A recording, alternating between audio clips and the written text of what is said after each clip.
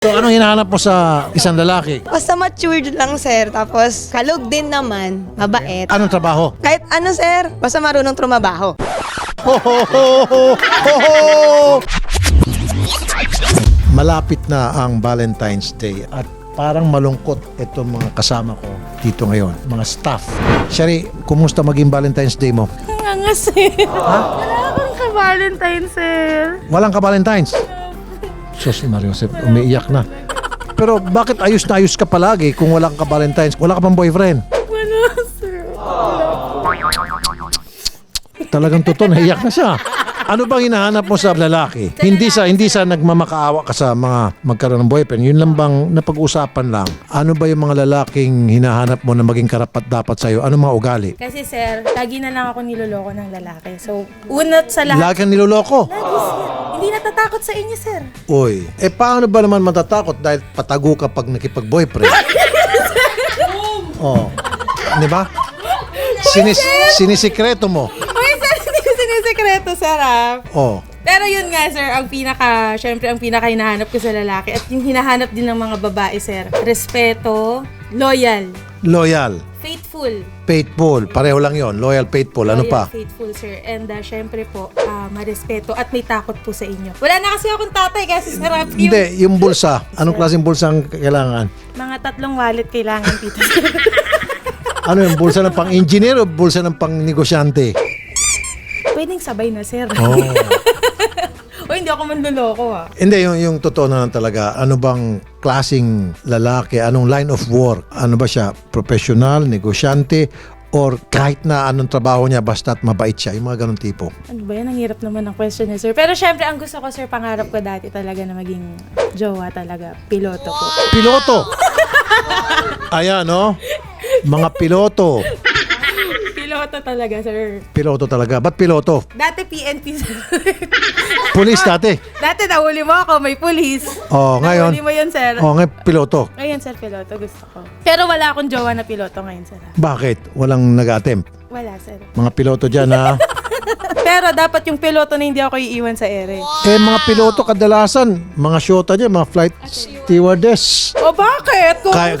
Kaya mong lumaban doon sa mga FA. O bakit co-host ni Rafi Tulfo? Bakit? Abay, mga flight attendant, mga sexy, matatangkad, Okay, pass. maputi. Base sa pagkakakilala mo sa akin, sir, ano yung tingin mo pwede ko maging jowa? Kailangan siguro ay chef. Pwede, sir. Yung bang mayat nilulutuan ka ng pagkain. Yan ang gusto ko, sir. Hindi lang yung mga pritong itlog at hotdog lang ang hinahanda. O dili kaya may-ari ng isang restaurant o karinderya. Pwede. May-ari na, yung Anli. Oh, para kain ka na ng kain. Tapos, kailangan, kaya niyong bumili na napakaraming gut right. Pro fiber. Para malinis ang digestive system. Halika rito, Blandy. Ikaw, meron ka na bang ka-Valentine's? Basti talaga pangalan. Baste. Oh, meron ka na palang ka-Valentine. Tinalo mo pa tong ate Shari mo. Hanapan ko po, sir. Hanapan mo, paano mo siya hanapan? Magtatanong ako sa mga kakilala kong chef. Meron ka kilang chef? Marami, sir. From, different places nationwide. Piloto? Meron din, sir. Pwede, sir. Pwede.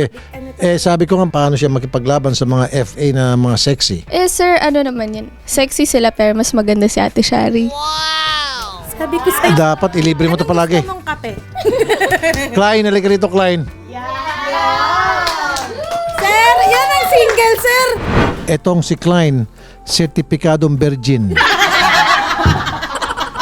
Kasi hindi pa nagkaroon ng boyfriend. Alam nga ba, hindi na siya virgin, wala pa siyang naging boyfriend. Uy, hindi ako NBSB ha. Di ba hindi ka pa nagkaroon ng boyfriend? Nagkaroon po nung ano. So hindi ka na Nagkaroon po nung ano. Hindi ka na Uy, ano pa rin po ako, sir? Excuse me ha. Ano pa rin, yung pa rin. Opo. Intact pa rin, ha? Yes, hindi pa po. Pero anong nangyari dun sa boyfriend mo? Wala na po yun. Past is past, never been back. At dahil dyan naging man-hater ka na? Di naman po.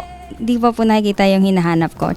Sige, ano bang hinahanap mo ngayon sa Valentine's Day? Yung katulad ni Patrick Dempsey. Sino yon? Hindi, yung sa series po na pinapanood ko. Iba pang artista na kilala, kamukha ng mga anong artista? Hindi, si Renz Fernandez, yung anak ni LT. Lorna Tolentino. Jimmy Santos. Sir, huwag naman ko nun. O ba, Jimmy Santos sikat yun ah. Parang yung lola ko, inaano ko, may rereto daw. Kung si Jimmy Santos, mabait yun si Jimmy Santos.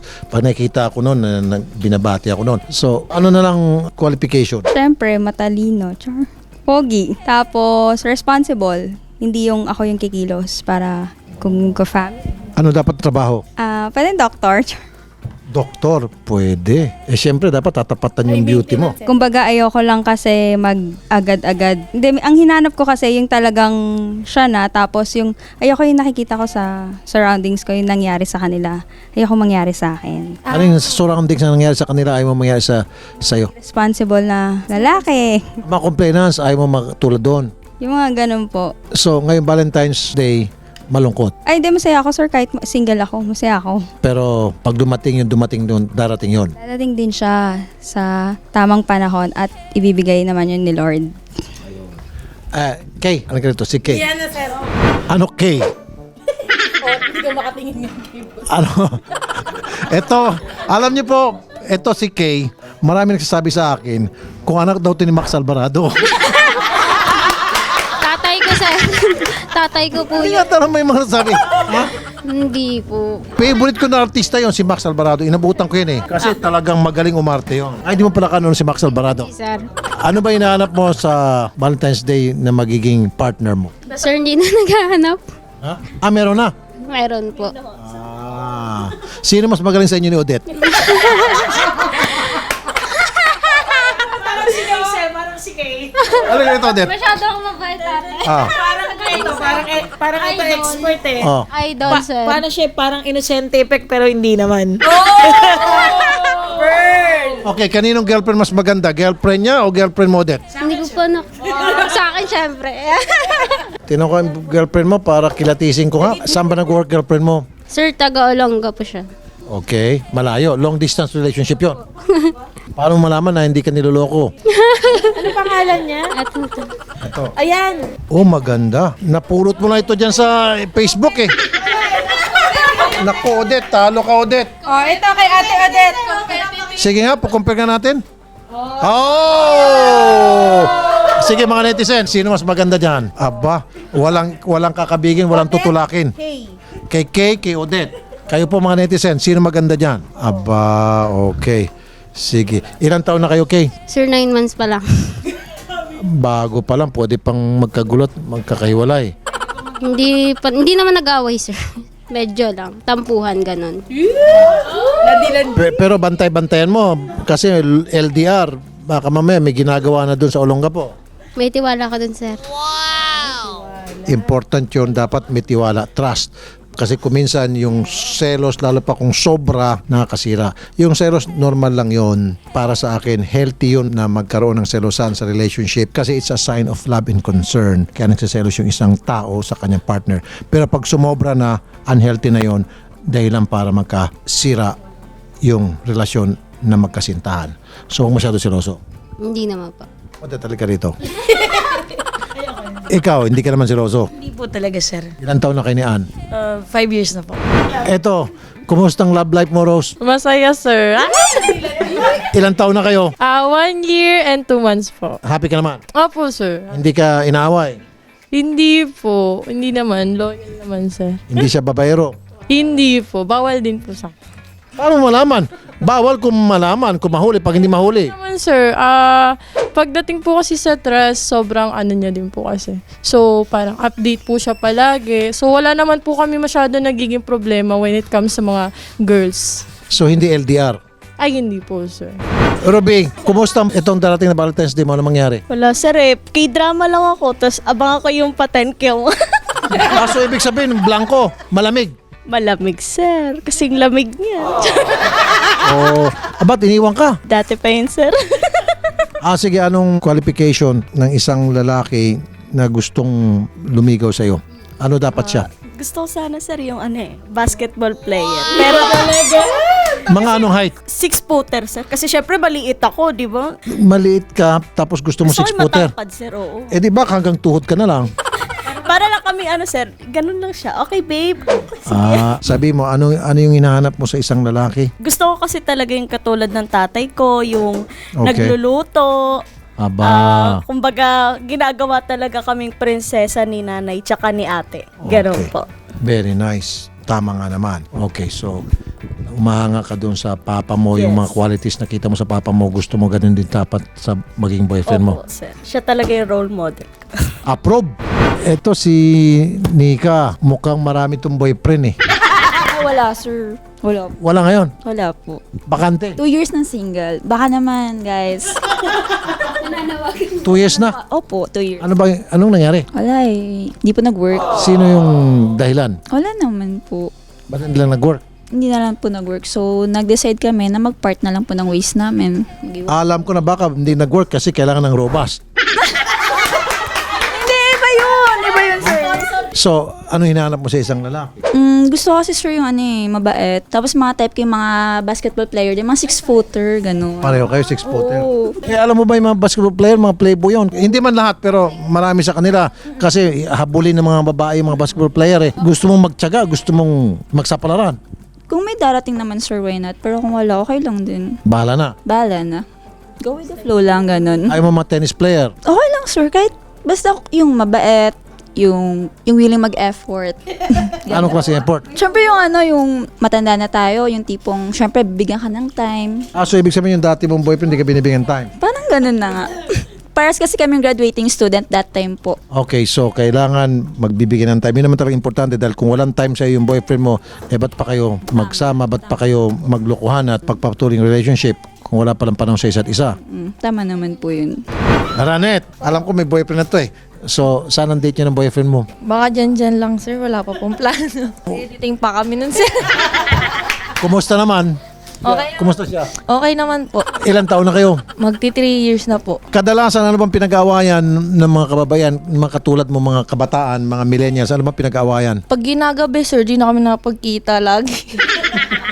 Ginagabi sa work, Teka muna. Hindi, pag yung halimbawa nag-aaway kayong dalawa, ano man pinag-aawayan yung magkakasintahan? Usually mga millennials kasi curious ako. Pag sa mga matatanda na kasi, yung selos at pera, etc. Pag sa mga millennials, anong kadalasan pinag-aawayan? Mga nababalitaan ko, sir, pag nakita nila yung mga boyfriend na nagla-like ng mga ibang babae sa Facebook.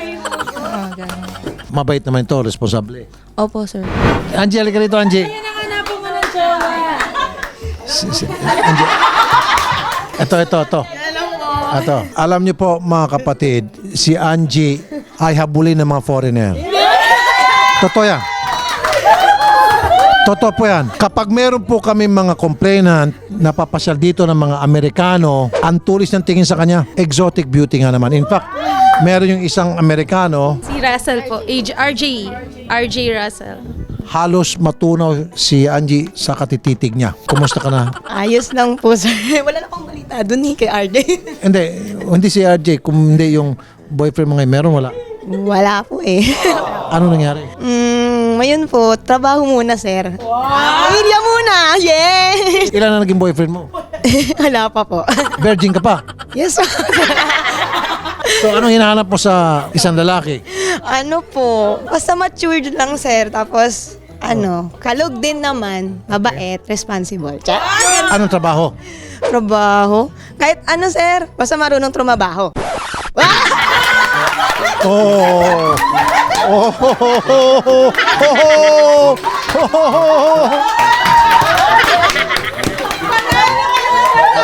Patay ka. Galing ka, panalo.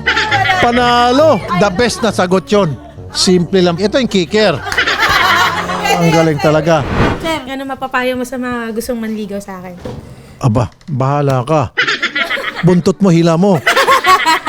Hindi. Hindi, sir. Takot sila. Hindi talaga dapat kailangan, Sherry. Ito joke lang natin. At dun sa mga manonood, joke lang to. Hindi naman talaga si Sherry naghahanap. Ito'y napag-usapan lamang. Kapag may manligaw sa kanya, tutuhanin yung panliligaw sa kanya. Huwag niyong lokohin yung mga staff ko. Seryoso, dahil kapag niloko niyo sila at nakarating sa akin, may gagawin akong ganti, may balik yan. Totoo yan. So, si Sherry, gusto niya na kapag meron na siyang mamahalin, meron siyang maging boyfriend, yung karapat-dapat. Kaya alam ko namimili ito eh. Kunyari lang niya yon na walang nanligaw. Namimili lang ito. pihikan lang to. Darating yung time. O, di ba? Opo. Tiyak ako. Okay. Last na. Si Odette, ikaw, Odette, halika rito. Ano na nangyari doon sa nurse na binubugbog ka palagi?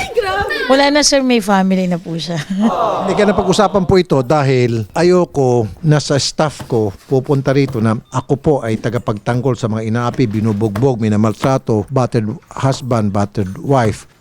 Yung pala isa sa mga staff ko kasi dati po ito nabubugbog ng kanyang partner. Ano ang mabibigay mong advice para ikaw ay hindi maging battered partner? Kapag hindi na masaya yung isang relasyon, huwag nyo nang ipilit pa. I mean, halimbawa, sinasaktan ka na, nagsasakitan na kayo, hindi na yun healthy. So, maghiwalay na lang kayong dalawa. Papalayaan nyo na yung isa't isa. Kasi for sure ako, may taong nakalaan para sa'yo talaga. Wala akong boses sa sarili. Umiyak ka na. Hindi po sir, wala lang po. Pero naalala mo pa rin siya. Hindi na sir, wala na. Sabi mo sa kanya, I love you, goodbye. I love you, goodbye. Okay na, baka magalit si Ana. Ana, joke lang yun ha. Yan po sample lamang, hindi naman to lahat ng staff ko dito. Ilan lamang sa mga staff na napag-uusapan ang Valentine's Day, yung kanilang mga partner at yung kanilang mga plano at yung kanilang mga hinahanap sa isang partner. Ayan, samot-saring mga requirements nila sa mga in-expect nila sa lalaking maging partner nila sa buhay o maging boyfriend. At ngayon, ang aking advice, kayong mga kababaihan, wag na wag kayo maghubad sa harap ng camera.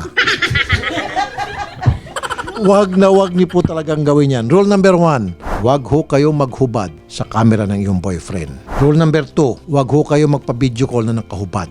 Rule number 3, wag ho kayong magkipag sa inyong partner na meron pong camera. Rule number 4, follow rule number 1 to rule number 3. Yun po yun. Respeto sarili, and respeto sarili. Dahil kapag pinayagan niyo po ang inyong boyfriend, inyong partner na gawin yun sa inyo, ibig sabihin po noon, hindi niya kayo mahal at kayo mismo wala kayong pagmamahal sa inyong sarili. So paano kayo gagalangin ng inyong partner kung mismo kayo walang pagmamahal sa inyong sarili? So this Valentine's Day, ang aking message, spread the love. Bumili kayo ng Robust para lalo maging maligaya ang inyong pagsasama. O ATC ha, yung bonus ko.